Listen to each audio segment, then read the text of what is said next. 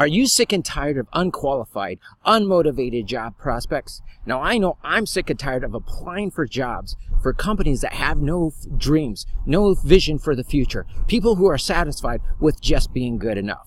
Now, before we get started here, let me introduce myself. My name is Christopher Brown. I like to say I am the real Chris Brown. The other guy, well, he's just a singer.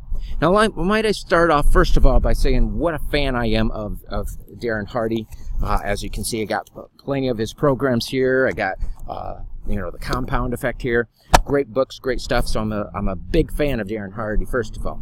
Now, let me explain to you why we would make a great team working together.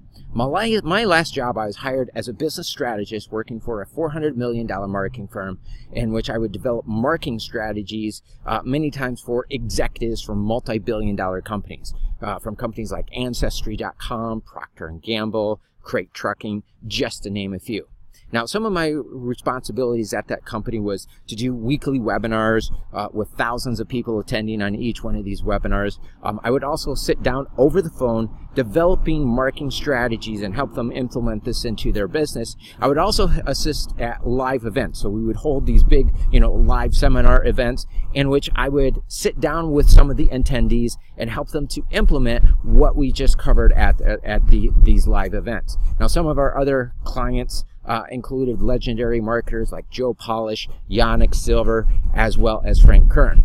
Now, I was told by many of these executives that I could see things and I could make connections of things that most people could not see. And the reason for that is because just like Sir Richard Branson, Steve Jobs, Walt Disney, and the stars of Shark Tank, I have dyslexia, which gives individuals like myself and these very successful individuals a 400% greater chance of becoming millionaires than the general public. Now, just as Tim Grover's book brings out that we've all been given some advantages as well as disadvantages at birth.